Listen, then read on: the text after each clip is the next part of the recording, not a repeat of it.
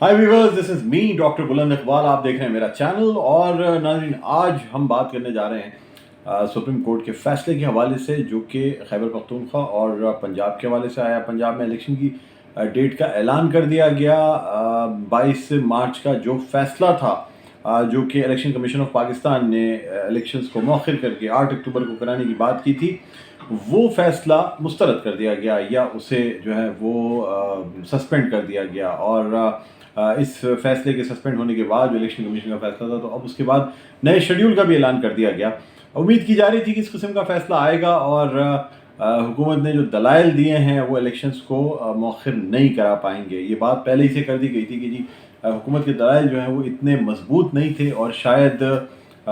जो supreme court के जजेस थे, जो 3 रुकनी बेंच था, उसको ये काबिल कबूल नहीं था कि इस तरीके से इलेक्शन को आगे कराया जाए। साथ साथ वफाकी हुकूमत से ये कह दिया गया है कि 10 अरब रुपए उन्होंने इलेक्शन कमीशन को जो है वो ट्रांसफ़र कर देने हैं, और इलेक्शन कमीशन ने ये तहरीरी रिपोर्ट जो है सुप्रीम कोर्ट में जमा करानी है। नाज़रीन, अब कुछ ऐसी सिचुएशन या सूरत हाल नज़र आती है। एक तरफ तो पार्लियामेंट के इजलास में जो आज तकरीर की गई वज़ीर-ए-आज़म शहबाज शरीफ की जानिब से, उसमें साफ तौर से फ़ैसले को मानने से इनकार कर दिया गया। यानी सुप्रीम कोर्ट जो कि आला तरीन अदालत है हमारे मुल्क की, उसका फ़ैसला मानने से हमारे वज़ीर-ए-आज़म शहबाज शरीफ ने साफ इनकार कर दिया। उसके बाद काबीना के इजलास में भी मुत्तफ़िक़ा तौर पे इस फ़ैसले को मुस्तरद कर दिया गया। नाज़रीन, सवाल ये पैदा होता है कि सुप्रीम कोर्ट एक फ़ैसला देती है जो कि आला तरीन अदालत है, और उस फ़ैसले को यकसर मुस्तरद कर दिया जाता है और उसको मानने से इनकार कर दिया जाता है। इस हवाले से जो तज्ज़ियाकार हैं या वकला हैं, वो ये कह रहे हैं जी सुप्रीम कोर्ट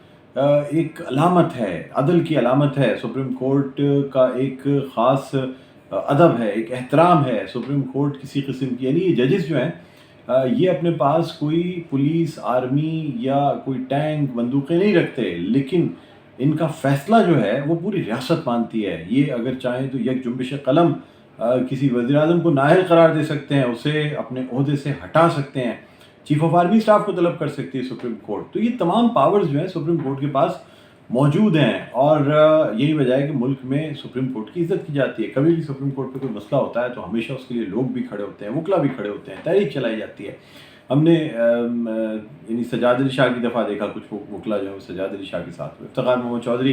के केस में भी ये हुआ कि बाकायदा तहरीक चलाई गई, इफ्तिखार मोहम्मद चौधरी को बहाल कराया गया, उसके बाद उन्होंने सू मोटर नोटिस लिए, तमाम चीज़ें की। ये चीज़ें माजी में होती रही हैं। सवाल ये पैदा होता है कि अगर सुप्रीम कोर्ट के फैसले नहीं माने जाएंगे, तो क्या क्रिमिनल केसेस जो कि लोअर कोर्ट्स में चलते हैं, सेशन अदालतों में चलते हैं, फिर क्या जो क्रिमिनल हैं, जो मुल्ज़िमान होते हैं या जिनको सज़ा हो जाती है, मुजरिमान होते हैं, क्या वो कोर्ट्स के फैसले मानने से मना कर देंगे? क्या अगर कोर्ट सिर्फ यानी आपकी मर्ज़ी का फ़ैसला दे तो वो आपको कबूल होगा? ये सारे सवालिया निशान हैं। हम इस पर कोई राय नहीं कायम कर रहे हैं, लेकिन ये सवाल जानना चाह रहे हैं कि जी अगर मुल्क में सुप्रीम कोर्ट की बालादस्ती ना रहे तो फिर क्या सूरत बनेगी, अदल कैसे मिलेगा, इंसाफ कैसे होगा? लेकिन दूसरी जानिब हुकूमत का ये भी कहना है कि जी क्या सिर्फ इंसाफ इमरान खान के लिए है? क्या सिर्फ उनकी जो मंशा होती है उसके हिसाब से फैसले आने हैं? नाज़रीन, यहाँ ये बात भी याद रखनी चाहिए कि ये हुकूमत जो इस वक्त शहबाज शरीफ साहब की है, ये इसी सुप्रीम कोर्ट की चीफ जस्टिस और इसकी बेंच की बदौलत है। यानी जब इमरान खान ने असम्बलियाँ तहलील कर दी थी और कासिम सूरी ने एक रूलिंग के ज़रिए तहरीक अदम एतमाद को मुस्तरद कर दिया था, तो फिर यानी ये जो अपोजिशन है PDM, ये इन्होंने कोर्ट का सहारा लिया था, और इसी कोर्ट ने कासिम सूरी की रूलिंग को कलअदम करार दिया, और जिसके नतीजे में तहरीक अदम एतमाद कामयाब हुई। और उसके बाद जब ये तहरीक अदम एतमाद पेश की जा रही थी, इस पर वोटिंग नहीं कराई जा रही थी, तो यही सुप्रीम कोर्ट रात के 11:15 बजे अदालत लगा के बैठी थी, और साथ साथ प्रिजन वैन भी यानी कैदियों की गाड़ियाँ मंगवा ली गई थी। इमरान खान को इस बात का अंदाज़ा हो गया था कि अगर वो तहरीक अदम एतमाद पर वोटिंग नहीं कराते तो फिर सुप्रीम कोर्ट 12 बजे के बाद फ़ैसला देगी, और सुप्रीम कोर्ट की जानिब से ये फ़ैसला मुतवक्किल था कि वो इमरान खान को गिरफ़्तार करेंगे, कंटेम्प्ट ऑफ कोर्ट भी लगेगी, गिरफ़्तार भी होंगे। कैदी गाड़ियाँ बुलवा ली गई थी, यानी ये प्राइम मिनिस्टर हाउस और पार्लियामेंट के अतराफ़। तो नाज़रीन, ये वही सुप्रीम कोर्ट है जिसकी वजह से ये हुकूमत बनी, लेकिन शायद उसके बाद जो फ़ैसले आए जिसमें इमरान खान को रिलीफ़ दिया गया, ख़ास तौर पे ज़मानतें मिली गई, और इसमें तो मरीम नवाज़ साहिबा ने यहाँ तक बोल दिया कि जी इतने केसेस बन रहे हैं लेकिन ज़मानतें भी थोक के हिसाब से मिलती हैं इमरान खान को। कभी 6 ज़मानतें, कभी 7 ज़मानतें। आम एक ملزم ہوتا ہے جس پہ چند لاکھوں روپے کے خرد برد کا مقدمہ ہو تو وہ کئی سال عدالتوں کے چکر کاٹتا ہے، لیکن اسے ضمانت نہیں دی جاتی، کیس فیس کرنے ہوتے ہیں، جیل برداشت کرنی پڑتی ہے، لیکن خان صاحب کو عدالتیں جو ہیں وہ یعنی حاضری لگوانے کا موقع گیٹ پر بھی دے دیتی ہیں اور ان کے لیے ضمانتیں بھی دی جاتی ہیں۔ یہ گلہ ہے حکومت کا، اور اب جب کہ حکومت جو ہے وہ سپریم کورٹ کے خلاف نظر آتی ہے یا اس وقت کی جو بینچ ہے اس کے خلاف نظر آتی ہے۔ اچھا، اس میں آپ کو یہ بھی میں بتاؤں گا کہ قاضی فائز عیسیٰ نے ایک فیصلہ دیا تھا جس کے تحت 184(3) کے جو کیسز ہیں ان پہ سماعت روکنے کا فیصلہ دیا تھا، اور ان کا کہنا یہ تھا کہ جب تک یہ آرڈیننس سائن نہیں ہو جاتا اور یہ تمام چیزیں یعنی وہ ایک آئین کا حصہ نہیں بن جاتا، اس وقت تک کسی کو سماعت نہیں کرنی چاہیے، اس لیے کہ یہ نہیں پتہ کہ آیا فل کورٹ ضروری ہوگی یا قوانین چینج ہوں گے یا کورٹس کی پریکٹس اور پروسیجرز میں تبدیلی آئے گی۔ تو ناظرین، اس پہ بھی پہلے تو ایک سرکولر نکالا گیا رجسٹرار سپریم کورٹ کی جانب سے، جنہیں کل عشرت صاحب کو کل ہٹا دیا گیا، وفاقی کابینہ نے یہ فیصلہ کیا عشرت صاحب کو ہٹانے کا